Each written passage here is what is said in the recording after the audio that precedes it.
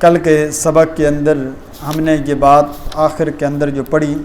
وہ یہی تھی کہ مسلمان جو ہے حضرت ابراہیم کی ملت کا جو پیروکار ہے وہ تمام پیغمبروں پر بغیر کسی تفریق کے ایمان لاتا ہے، تمام کتابوں پر ایمان لانے والا ہے۔ اس کے بعد صحابہ کرام رضوان اللہ تعالی علیہم اجمعین کے بارے میں اللہ نے ایک قانون ذکر کیا کہ صحابہ کرام ایمان کی کسوٹی ہیں۔ صحابہ کرام کے طریقے کے مطابق جو زندگی گزارے گا، آپ صلی اللہ علیہ وسلم نے فرمایا تھا میرے بعد تم میں سے جو زندہ رہے گا وہ ان قریب بہت زیادہ اختلاف دیکھے گا، امت کے اندر بڑے فتنے آئیں گے، بڑے اختلاف پیدا ہو جائیں گے۔ تو صحابہ نے عرض کیا یا رسول اللہ اگر ایسے اختلاف پیدا ہو جائیں تو پھر ہمارے لیے کیا حکم ہے؟ تو میں علیکم بسنتی و سنت الخلفاء الراشدین المہدیین، تمہارے اوپر میرے اور میرے خلفاء راشدین کی سنت کو پکڑنا لازم ہو جائے گا، یعنی میری طریقے پر اور میرے صحابہ کے طریقے پر۔ خلیفہ راشد پہلے حضرت ابوبکر صدیق، حضرت عمر فاروق، حضرت عثمان غنی، حضرت علی المرتضیٰ رضی اللہ تعالی عنہم، ان کے نقش قدم پر چلو، باقی سب صحابہ کے نقش قدم پر چلو، تب کامیاب ہوگے، وگرنہ تم گمراہ ہو جاؤ گے۔ آگے فرمایا تھا فَسَيَكْفِيكَهُمُ اللَّهُ، اگر یہ بات نہیں مانتے، اگر صحابہ کرام کو معیار حق نہیں مانتے، آپ کو یا آپ کے دین کو یا آپ کے صحابہ پر تبرہ کرتے ہیں، اللہ فرماتے ہیں ان کو چھوڑ دیجئے، اللہ ان کے لیے کافی ہو جائے گا۔ اس آیت میں اللہ نے اس بات کا بھی اعلان کیا کہ ہماری طرف سے ہم کافی ہو جائیں گے ان لوگوں کو جو آپ صلی اللہ علیہ وسلم کو نقصان پہنچانا چاہیں گے۔ اور دوسری مقام پہ فرمایا کہ اللہ تعالیٰ آپ کو لوگوں سے بچا کر رکھے گے، یعنی کسی کے اندر یہ ہمت نہیں ہے کہ آپ کو شہید کر سکے، قتل کر سکے۔ یہ اللہ نے قرآن میں وعدہ واللہ یعصمک من الناس، اللہ آپ کو لوگوں سے بچائے گا۔ امی عائشہ صدیقہ فرماتی ہیں کہ رسول اللہ صلی اللہ علیہ وسلم اس آیت کے اترنے سے پہلے آپ صلی اللہ علیہ وسلم رات کے سونے سے پہلے بطور تدبیر کے جب جنگوں کے اندر جب مشرکین مکہ بار تو آپ اپنے دروازے پر دربان کھڑا کرتے تھے، یعنی پہرے دار رات کو کھڑا ہوتا۔ ایک رات غزوہ احد کے بعد غالباً یا بدر کے بعد فوراً ہی تشریف لائے، رات کا وقت ہے، لیکن آپ صلی اللہ علیہ وسلم تھوڑی سی طبیعت پریشان ہے، مجھے محسوس ہو گیا، کیونکہ صحابہ بھی زخمی تھے، غالباً احد کا واقعہ ہے اور پریشانی کے عالم میں تھے۔ آپ صلی اللہ علیہ وسلم کی خواہش تھی کہ کوئی صحابی آئے اور پہرا دیں تاکہ باقی صحابہ کی طرف سے مامون ہو جاؤں۔ تو اتنے میں باہر کچھ ہمیں قدموں کی آواز آئی کہ کچھ بندہ آیا ہے۔ آپ نے پوچھا کون ہے؟ تو فرمایا سعد بن ابی وقاص یا رسول اللہ۔ آپ نے فرمایا میرے ماں باپ آپ پر قربان ہو جائیں، سعد اللہ آپ کی حفاظت کریں، آپ جہاں پر پہرا دیں۔ تو آپ نے خوشی سے تشریف لائے تھے۔ تو صحابہ کبھی بھی حضور صلی اللہ علیہ وسلم، لیکن جب اللہ نے یہ آیت اتار دی کہ یہ کبھی بھی آپ کے اوپر قادر نہیں ہو سکیں گے، آپ یہ دل سے غم نکال دیجئے۔ حضور کو فکر تھی کہ کہیں ایسا حملہ کریں گے اور اسلام کے اوپر جو ہم محنت کر رہے ہیں اس کے اندر کوئی رکاوٹ نہ مل جائے۔ اللہ نے فرمایا اللہ آپ کو بچا کر رکھے گا، اللہ آپ کو کافروں کے حوالے نہیں کرے گا۔ پھر فرمایا اللہ کے نبی صلی اللہ علیہ وسلم مطمئن ہو گئے، لیکن تدبیر پھر بھی کہیں کرتے، تدبیر کرنا یہ سنت رسول اللہ صلی اللہ علیہ وسلم ہے۔ اب آگے آئیے، آج کے سبق کے اندر یہاں سے اللہ رب العزت کہہ رہے ہیں اور آخر تک یہ فرمائیں گے کہ تم نے رنگنا ہے تو اللہ کے رنگ میں رنگ جاؤ، اور یہی سب سے بہترین رنگ ہے۔ اس رنگ میں جو رنگ گیا فرمایا وہ کامیاب ہو گیا، جو اس سے ہٹ گیا وہ ناکام ہو جائے گا۔ دیکھیے جی، فرمایا صبغۃ اللہ ومن احسن من اللہ صبغۃ، قولو یعنی معذوف ہے، کہو تم اللہ کا رنگ، یعنی تم قبول کر لو، ہم نے قبول کر لیا اللہ کے رنگ کو۔ ومن احسن من اللہ صبغۃ، اور اللہ کے رنگ سے بڑھ کر کس کا رنگ خوبصورت ہو سکتا ہے، بڑا بہترین ہو سکتا ہے۔ وَنَحْنُ لَهُ عَابِدُونَ، اور ہم لہو اسی خدا کے، اسی رب کے عابدون عبادت کرنے والے ہیں۔ یہ وہ آیتیں ہیں جو آیتیں پڑھتے ہوئے خلیفہ سوم، خلیفہ ثالث، دور داماد نبی حضرت عثمان بن عفان رضی اللہ تعالیٰ عنہ جمعے کے روز سن 35 ہجری کے اندر 18 ذی الحج کو شہید ہوئے تھے، اور آپ رضی اللہ تعالیٰ عنہ اپنا مصحف عثمانی جس پر امت کو جمع کیا تھا، ایک نسخہ قرآن کے اوپر، ایک لغت قریش کے اوپر جمع کرنے والے، جامع القرآن، ناشر القرآن کے اس کے اندر تلاوت کر رہے ہیں، ظالم نے جب سر کے اوپر وہ پھوڑا مارا، سر سے خون کا فوارہ نکلا۔ قرآن مجید کا یہ پہلا سپارہ ہے، اس کی آخری صفحہ کھلا ہوا ہے، تلاوت فرما رہے ہیں اور خون نکل کر قرآن مجید پر لگا۔ حضرت عثمان رضی اللہ تعالیٰ عنہ کو بڑی بے دردی کے ساتھ شہید کر دیا گیا، اور آج بھی قرآن برٹش میوزیم کے اندر موجود ہے، اور اس کے اوپر معجزتاً وہ قرآن کے اوپر وہ خون کے قطرے حضرت عثمان کے آج بھی موجود ہیں۔ اور علماء یہاں پر ایک نقطہ لکھتے ہیں کہ قیامت والے دن بڑے بڑے شہید آئیں گے جن کی شہادت کی گواہی کسی کا بدر کا میدان دے گا، کسی کا احد کا میدان دے گا، کسی کا تبوک کا میدان دے گا، کسی کا حنین کا میدان دے گا، کسی کا کربلا کی میدان گواہی دے گا۔ عثمان وہ عظیم اور وہ مظلوم صحابی رسول ہے، وہ شہید ہوگا جس کی شہادت کی گواہی رب کا قرآن دے گا کہ حضرت عثمان کو جب شہید کیا گیا، یہ میری تلاوت کر رہے تھے، ظالم باغیوں نے ظلم کیا اور حضرت عثمان رضی اللہ تعالیٰ عنہ اور وہ میرے نبی اکرم صلی اللہ علیہ وسلم کی پیشین گوئی بھی ثابت ہو گئی۔ فرمایا کہ خلافت کا دروازہ جب توڑا جائے گا، کھولا نہیں جائے گا، جب توڑا جائے گا اس کے بعد امت کے اندر خون و فساد شروع ہوگا اور پھر یہ چلتا رہے گا۔ اور پھر وہ حضرت عثمان کی تعبیر لیا کرتے تھے، حضرت عمر فرمایا کرتے تھے کہ جب حضرت عمر کا بھی شہادت ہوئی لیکن ظلماً اس طرح نہیں، حالات سنبھلے رہے، باغیوں نے حملہ کر کے جب جس طرح حضرت عثمان رضی اللہ تعالیٰ کو شہید کیا، اس کے بعد عبداللہ بن سبا کی جماعت نے، یہ ہم نے بڑی تفصیل کے ساتھ جمعے پر یہ بات ذکر کر دی کہ انہوں نے کتنی سازش سے تمام صحابہ کرام رضوان اللہ تعالیٰ علیہ مجمعین کے خلاف یہ چال چلی اور اپنے عملے میں کسی حد تک وہ کامیاب رہے، اکثر صحابہ کو شہید کر دیا۔ تو اللہ تعالیٰ فرما رہے ہیں، پیچھے کہا ملت ابراہیمی پر چلو، فرمایا بس چھوڑو، اگر حضرت ابراہیم پر بھی تمہیں اختلاف ہو گیا، ویسے تو متفق علیہ شخصیت ہے، اللہ تمہیں دعوت دے رہے ہیں، آؤ قبول کر لو اللہ کے رنگ کو، کسی اور رنگ کی طرف مت جاؤ۔ ساری کائنات کے اوپر رنگ جو غالب ہے وہ خدا کا رنگ ہے، اور اسی رنگ کو یہ یہودیوں اور عیسائیوں کے ایک عقیدے کی نظر نفی بھی کی ہے۔ بپتسمہ ایک ان کی عبادت ہے، بچہ جب پیدا ہوتا ہے نا تو پیدا ہونے کے بعد یہ پادری کے پاس لاتے ہیں، وہ اس بچے کو یہ چونکہ حضرت ابراہیم کی سنت میں سے ہے بال کٹانا بھی، اور وہ بچے کے جس طرح ہم کرتے ہیں بال تو اتروائے جاتے ہیں جس طرح ہم جھنڈ کہتے ہیں، تو بال اتارنے کے بعد جب اس کا بال مکمل کاٹ لیے جاتے ہیں، وہ ایک رنگ زرد رنگ کا نا وہ کھولتے ہیں زعفران قسم کا، اس کو مکس کر کے وہ بچے کے سر کے اوپر لگاتے ہیں اور کہتے ہیں اب اس سے ساری نحوستیں ختم ہو جائیں گی۔ یہ رنگ جو ہے یہ عیسائیت کا رنگ اس کو لگ گیا، یہودی اپنا رنگ یہودیت کا رنگ لگ گیا، اب یہ بچہ ہمیشہ یہودی رہے گا تو مصیبتوں سے بچا رہے گا اور جو ہے نا نحوستوں سے بچا رہے گا۔ اللہ نے کہا کوئی رنگ کسی رنگ کو بچا مصیبتوں سے نہیں بچا سکتا، اگر رنگ نہیں ہے تو اللہ کے رنگ میں رنگ جاؤ، یعنی توحید کے رنگ میں رنگ جاؤ، اور یہ توحید کا رنگ جس نے رنگ لیا فرمایا وہ ایسا کامیاب ہو جائے گا۔ اور فرمایا وہی بندہ، اور اس رنگ کا مقصد کیا ہے کہ تم اس بات کا اعلان کر دو کہ ہم صرف اور صرف اپنے پروردگار کی عبادت کرنے والے ہیں۔ آگے آئیے جی، اگلی آیت دیکھیے جی، فرمایا قل آپ فرما دیجئے اتحاجوننا فی اللہ، کیا تم جھگڑا کرتے ہو ہم سے اللہ کی توحید کے بارے میں، وَهُوَ ربنا، حالانکہ وہ اللہ ربنا ہمارا بھی پروردگار ہے، وَرَبُّكُمْ تمہارا بھی پروردگار ہے، اس میں ہماری کوئی تخصیص نہیں ہے، تمہاری کوئی تخصیص نہیں ہے، وَلَنَا آمَالُنَا وَلَكُمْ آمَالُكُمْ، باقی رہ گیا تمہاری یہ بات کہ ہم نہیں مانتے تو ٹھیک ہے، وَلَنَا آمَالُنَا ہمارے لیے ہمارے اعمال، وَلَكُمْ آمَالُكُمْ تمہارے لیے تمہارے اعمال، وَنَحْنُ لَهُ مُخْلِصُونَ اور ہم ہیں اسی پروردگار کے لیے مخلصون، خالص کرنے والے سارے اعمال، ہم ہر کام اپنی توحید کو خالص کرنے والے ہیں اللہ کے لیے۔ یہ زجر ہے، زجر یعنی ڈانٹ ہے، ان کو اللہ تنبیہ کر رہے ہیں، ڈانٹ رہے ہیں کہ تم کیسی بات کرتے ہو کہ تم اللہ کی ذات کے بارے میں کہ ایک الہ نہیں 3 الہ ہیں، ایک الہ نہیں 2 الہ ہیں۔ اللہ قرآن فرماتے ہیں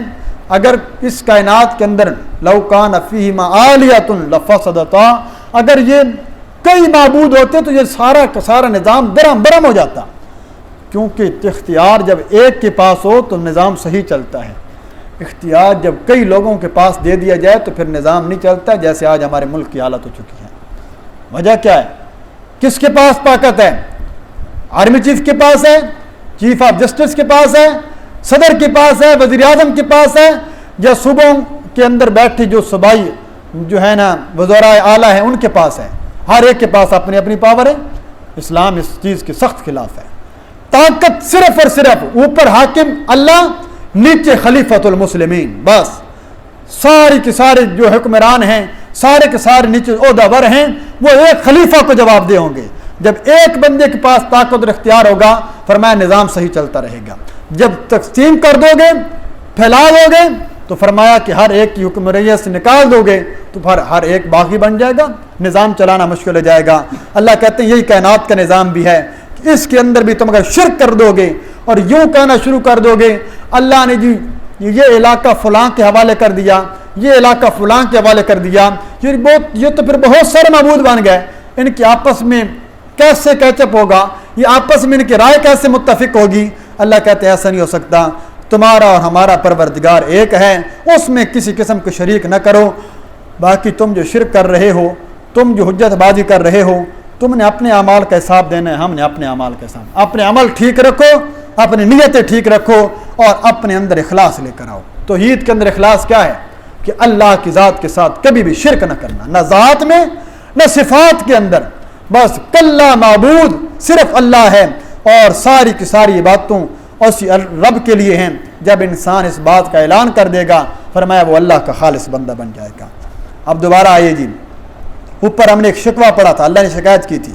وہ شکوے کی وجہ کیا تھی؟ وہ اللہ وجہ یہاں ذکر کر رہے ہیں۔ فرمایا ام تقولون، کیا تم کہتے ہو، ان ابراہیم و اسماعیل و اسحاق و یعقوب والاسباط، کہ بے شک ابراہیم، اسماعیل، اسحاق اور یعقوب پیغمبر اور ان کی اولاد علیہ الصلوۃ والسلام، ان کی اولاد، کانو ہودن، یہ سب کے سب یہودی تھے، اور نصارہ یا عیسائی تھے۔ تم یہ بات کہتے ہو کہ ابراہیم پیغمبر اور ان کی ذریت یہودی تھی، عیسائی کہتے ہیں ابراہیم پیغمبر اور ان کی ذریت عیسائی تھی۔ اللہ کہتے ہیں ذرا مجھے ایک بات کا جواب دے دو، ہم تمہیں جواب شکوہ بھی دے دیں، تمہارے شکوے کا جواب بھی دے دیں۔ کل، میرے پاک پیغمبر اعلان فرما دیجئے، اَأَنْتُمْ أَعْلَمُ أَمِ اللَّهُ، کیا تم زیادہ جانتے ہو یا اللہ زیادہ جانتا ہے؟ اب بھائی جس رب نے جس نبی کو پیغمبر، حضرت ابراہیم کو پیغمبر ہم نے بنایا، اسماعیل کو پیغمبر ہم نے بنایا، اسحاق کو پیغمبر ہم نے بنایا، یعقوب کو پیغمبر ہم نے بنایا، ان کی اولاد کے اندر نبوت ہم نے رکھی، ہم جانتے ہیں کہ وہ کس مذہب پر تھے۔ وہ یہودی نہیں تھے، وہ عیسائی نہیں تھے، وہ حنیفاً یکسو ہونے والے تھے، وہ خالص اللہ کی عبادت کرنے والے تھے، اور جو خالص ابراہیمی ہوگا وہ عبادت بھی خالص حضرت اللہ تعالیٰ کی کرے گا، وہ کبھی بھی کسی اور کے ساتھ شریک نہیں ٹھہرائے گا۔ تو تمہارا یہ کہنا اللہ کا علم تم سے بہت زیادہ ہے، یعنی تو اللہ کے علم کے مقابلے میں تمہارا کوئی علم نہیں۔ اللہ جانتے ہیں کہ حضرت ابراہیم نہ یہودی تھے نہ عیسائی تھے، وہ مسلم تھے، وہ مسلمان تھے، انہوں نے اپنی گردن کو پیچھے ابھی ذکر اللہ نے کہا اسلم، کیا فرمایا؟ قال اسلمت لرب العالمین، میں نے اپنے رب کے لیے گردن جھکا دی، فوراً کہہ دیا کہ آگے کوئی انکار نہیں، کوئی چوں چرا نہیں، کوئی شکوہ شکایت نہیں۔ فرمایا اللہ کے علم کے مقابلے میں اپنا علم مت جڑو۔ پھر اللہ زجر کر رہے ہیں، پھر اللہ ڈانٹ دے رہے ہیں، وَمَنْ أَظْلَمُ مِمَّنْ كَتَمَ شَهَادَةً عِنْدَهُ مِنَ اللَّهِ، اس شخص سے بڑا ظالم کون ہوگا؟ ممن، اس سے بڑھ کر بھی کوئی ظالم ہو سکتا ہے، کاتم شہادتن، جس نے چھپایا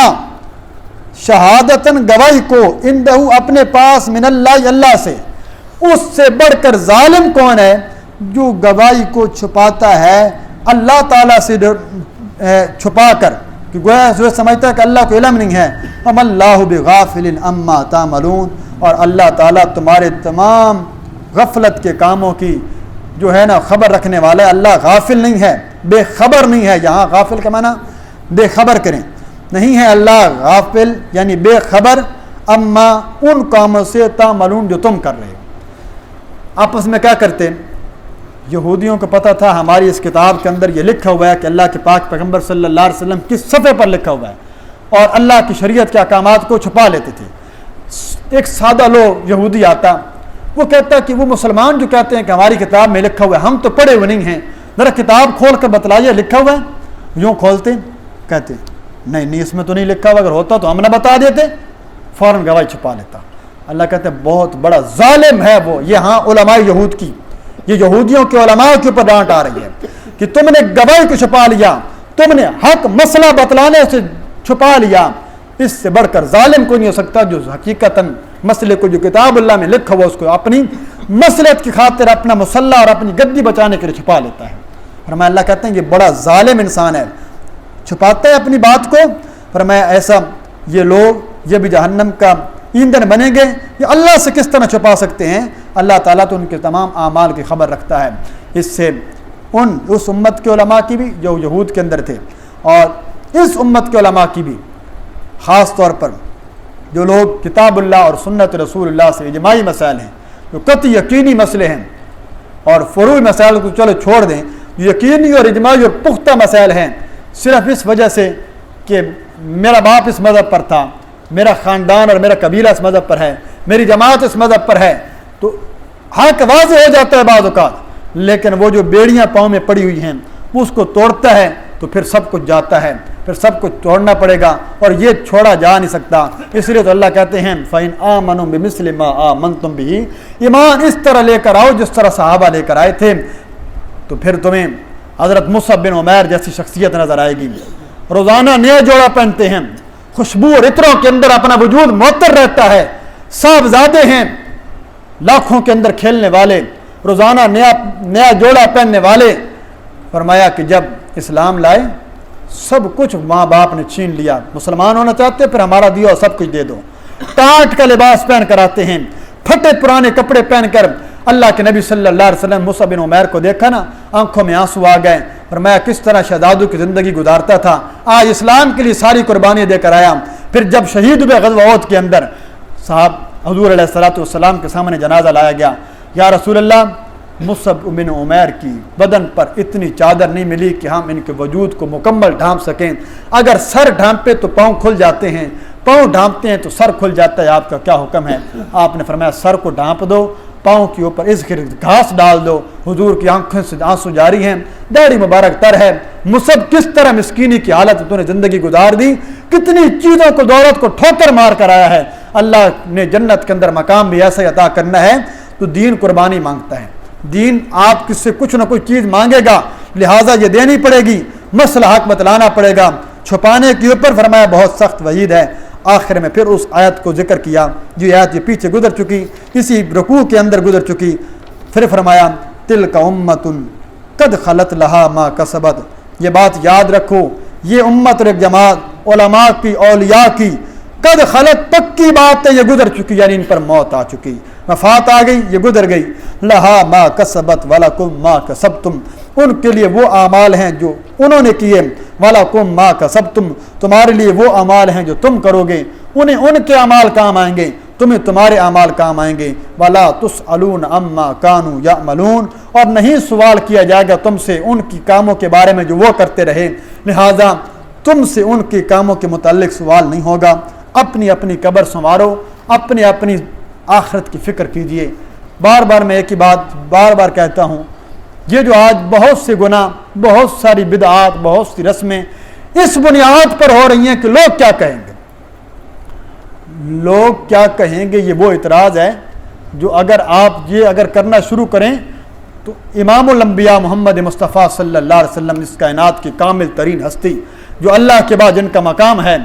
تو لوگوں نے تو باتیں ان پر بھی کی ہیں، لوگوں نے تو انہیں بھی مجنون کہا ہے، شاعر کہا، پتہ نہیں کیا کچھ کہا، لیکن اس کی پرواہ نہیں کی۔ فرمایا لوگوں کی باتوں کی پرواہ نہ کیجیے، اپنی کام کیجیے، اپنی فکر کیجیے، لہا ما کسبت ولکم ما کسبتم، تمہارے لیے تمہارے عمل، ان کے لیے ان کے عمل، جو گزر چکے وہ گزر چکے، ابھی جو زندگی گزر چکی، آنے والی زندگی کے اندر یہ عزم اور تہیہ کیجیے، اور اس بات کا ارادہ کیجیے، اللہ سے وعدہ کیجیے، جو مرضی حالات ہو جائیں، اللہ کی جو احکامات ہیں، اللہ کے نبی کی جو تعلیمات ہیں، اس کے خلاف کوئی کام نہیں ہوگا۔ سپارہ مکمل ہوا۔ اللہ تعالیٰ سے دعا ہے اللہ تعالیٰ میرا پڑھنا پڑھانا، آپ کا سننا پڑھنا اور سیکھنا سکھانا اپنی بارگاہ کے اندر قبول و منظور فرمائے، جو اس میں کمی کوتاہی اللہ تعالیٰ معاف فرمائے۔